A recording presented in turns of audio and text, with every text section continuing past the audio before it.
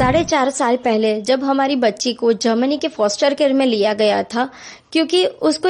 वहाँ के जो जर्मन की चाइल्ड सर्विसेज है उनको एक मिसअंडरस्टैंडिंग हो गई थी, जिसकी वजह से उन्होंने कुछ आरोप लगाए थे उसके माँ बाप के ऊपर। पर उन्हीं की जो अदालत है उन्होंने ही क्लीन चिट दिया है और उन्होंने ही 4 साल पहले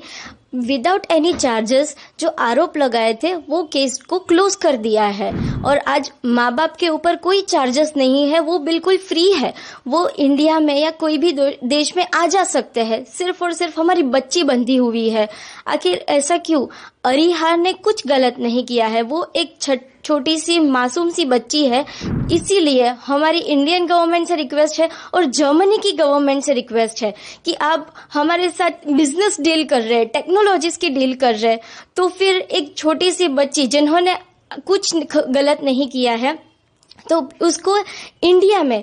के भारत के सरकार के तहत उनके अंडर उसको भेजा जाए, ताकि हमारी बच्ची का कल्चरल, सांस्कृतिक, ह्यूमैनिटी राइट्स सब कुछ प्रिजर्व हो। क्योंकि उसका एक हक है कि वो अपने माहौल में, अपने पारिवारिक माहौल में एक स्टेबल लाइफ जी सके। जर्मन चांसलर यहाँ पे आ रहे हैं, इसलिए हमारी बहुत आशा है कि वो ये मीटिंग को सिर्फ एक टेक्नोलॉजी के ऊपर ही नहीं, सिर्फ एक बिजनेस डील के ऊपर ही नहीं, पर एक मानवता के ऊपर भी ये चीज लेंगे। और दोनों ही देश, भारत और जर्मनी, मुझे याद है कि बहुत साल पहले जर्मनी ने सुभाष चंद्र बोस जी, जो हमारे भूतपूर्व नेता है, उनको भी सम्मानित किया है। उनके साथ की उनकी मित्रता थी, तो यही मित्रता के साथ दोनों देश दोनों देश मिलकर एक छोटी सी बच्ची के राइट्स को प्रिजर्व करने के लिए और उसको एक अच्छी जिंदगी देने के लिए उसको जल्द से जल्द इंडिया रीपैट्रिएट करने की जो है वो बात शुरू करें। 4.5 साल पहले जब हमारी बच्ची को जर्मनी के फॉस्टर केयर में लिया गया था, क्योंकि उसको वहाँ के जो जर्मन की चाइल्ड सर्विसेज है उनको एक मिसअंडरस्टैंडिंग हो गई थी, जिसकी वजह से उन्होंने कुछ आरोप लगाए थे उसके माँ बाप के ऊपर। पर उन्हीं की जो अदालत है उन्होंने ही क्लीन चिट दिया है और उन्होंने ही 4 साल पहले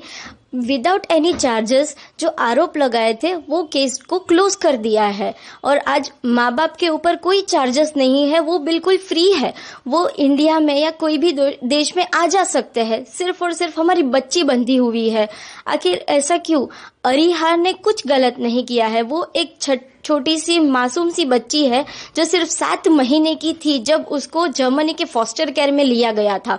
माँ बाप के ऊपर जो आरोप लगाया वो बिल्कुल ही क्लियर है, ना ही माँ बाप के ऊपर आरोप है और बच्ची भी हमारी मासूम है, तो कोई चार्जेस नहीं है, कोई पॉइंट ही नहीं है उसको अपने परिवार, देश और संस्कृति से अलग रखने के लिए। तो फिर हमारी आपसे रिक्वेस्ट है कि, और ये रिक्वेस्ट हम ऐसे ही नहीं कर रहे, UNCRC यानी कि United Nations rights convention of child rights, ये एक ट्रीटी है जिसमें इंडिया और जर्मनी दोनों ही सिग्नेटरी है। तो कानूनी तहत ही इसमें लिखा गया है कि हर बच्चे को ये कानूनी अधिकार है कि उसके कल्चरल और चाइल्ड राइट्स प्रिजर्व हुए जाए। तो हमारी बच्ची के ये राइट्स प्रिजर्व क्यों नहीं हो रहे और ये रूल का उल्लंघन क्यों किया जा रहा है? इसीलिए हमारी इंडियन गवर्नमेंट से रिक्वेस्ट है और जर्मनी की गवर्नमेंट से रिक्वेस्ट है कि आप हमारे साथ बिजनेस डील कर रहे हैं, टेक्नोलॉजीज की डील कर रहे हैं, तो फिर एक छोटी सी बच्ची जिन्होंने कुछ गलत नहीं किया है तो उसको इंडिया के भारत के सरकार के तहत उनके अंडर उसको भेजा जाए, ताकि हमारी बच्ची का कल्चरल, सांस्कृतिक, ह्यूमैनिटी राइट्स सब कुछ प्रिजर्व हो। क्योंकि उसका एक हक है कि वो अपने माहौल में, अपने पारिवारिक माहौल में एक स्टेबल लाइफ जी सके, जहाँ पे उसको बार बार अलग अलग परिवार के साथ बदलना ना पड़े, अलग अलग लोगों के साथ सेट होने के मेंटल ट्रॉमा ना झेलना पड़े। जर्मन चांसलर यहाँ पे है, क्या आशा है आपकी? जर्मन चांसलर यहाँ पे आ रहे हैं, इसलिए हमारी बहुत आशा है कि वो ये मीटिंग को सिर्फ एक टेक्नोलॉजी के ऊपर ही नहीं, सिर्फ एक बिजनेस डील के ऊपर ही नहीं, पर एक मानवता के ऊपर भी ये चीज लेंगे। और दोनों ही देश, भारत और जर्मनी, मुझे याद है कि बहुत साल पहले जर्मनी ने सुभाष चंद्र बोस जी, जो हमारे भूतपूर्व नेता है उनको भी सम्मानित किया है। उनके साथ की उनकी मित्रता थी, तो यही मित्रता के साथ दोनों देश एक छोटी सी बच्ची, दोनों देश मिलकर एक छोटी सी बच्ची के राइट्स को प्रिजर्व करने के लिए और उसको एक अच्छी जिंदगी देने के लिए उसको जल्द से जल्द इंडिया रिपैट्रिएट करने की जो है वो बात शुरू करे। क्या आपको लगता है प्राइम मिनिस्टर की तरफ से कोई सपोर्ट मिलेगा? हमें सिर्फ आशा ही नहीं, हमें पूरा भरोसा है, क्योंकि हमारी सरकार भी ये चीज समझती है कि उस छोटी सी बच्ची का कोई गुनाह नहीं है और उसको जल्द से जल्द इंडिया अपने परिवार, अपने लोगों के साथ रहना उसका हक है और ये जल्द से जल्द किया जाना चाहिए। और हमें पूरा भरोसा है कि सिर्फ ये बात ही नहीं छीड़ी जाएगी, पर हमारे मंत्री जी, प्रधानमंत्री जी रिपेट्रिएशन की बात करेंगे और ये जल्द से जल्द ये प्रोसेस को शुरू करके हमारी बच्ची को इंडिया वापस लाएंगे। बेबी अरेहा का जो मामला है उसके बारे में प्रश्न पूछे हैं और